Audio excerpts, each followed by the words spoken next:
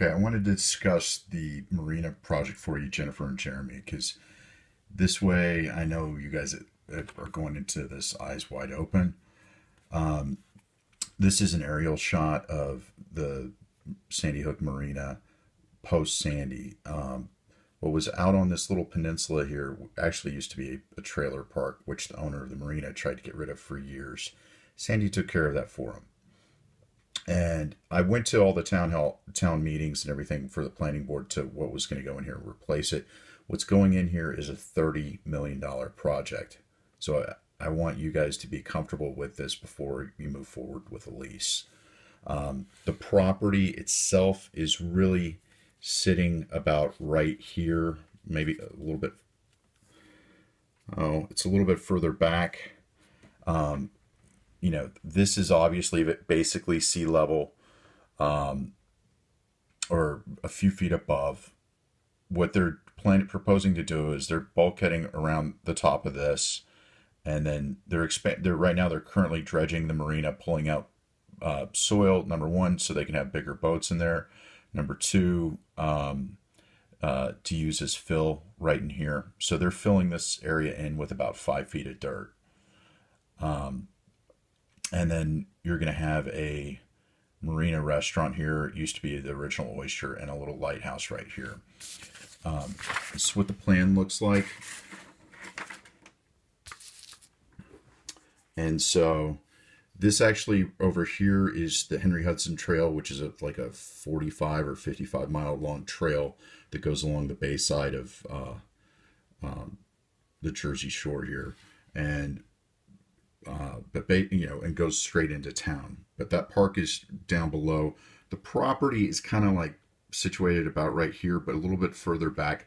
You're 90 feet above everything. So, or at the very edge of the property, you're like 88 feet above all this stuff going on. So it's going to be stuff that's going to be there, but what you've got are basically townhomes going in here, all these guys right here. Going to be townhomes that are being constructed. Okay. And then over here is where they're redoing stuff for the marina. What's going there is going to be beautiful. And then, it's not, and so you're talking about what they call, like this would be a single story townhome. This would be a 2-story townhome, parking underneath because that's washout space if there's ever a big storm. But you can see what they've got going in there. It's a shore colonial style. That's like the marina store. That's going to be the little lighthouse that's going to be on the point. And these guys are a good representation of what's going to be going on down there in terms of max roof height. So you've got 5 feet of fill, and then you're going to have stuff. The highest point is going to be like 30, I would say this pinnacle is probably about 35 feet. And those are my wiener dogs. So this is a picture taken from above from the property where I focused down on it. I think it's zoomed in because I printed directly from my phone, and it's not this big on the phone.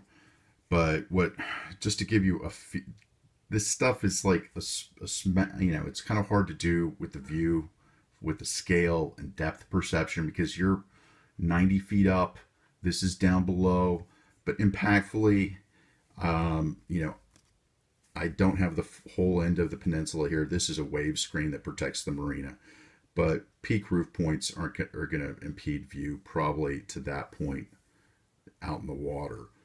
From my guesstimations, this particular crane is, I would say, 70 feet high. So peak roof point, this guy's tilted a little bit right now, but you figure this container's 3 container, add 4 would be 40 feet. So it gives you a little bit of a feel for it. It's hard to translate without you guys having feet on the street. But I need you guys to be aware of this, because I don't want you to hate me if you're locked into an 18-month lease. So this is kind of what's going on down there. What's going on down there is going to be beautiful. It's a $30 million project. Again, it's called Navesink Shores, done by a guy named Bollerman, who's got a good reputation in terms of the developments that he's done in the past. And I don't have a timeline on anything on this, but I know he's got all his major approvals because he's dredging the harbor right now. And that is probably where you've got to get all the most complicated environmental approvals. Hopefully this gives you some insight. We'll discuss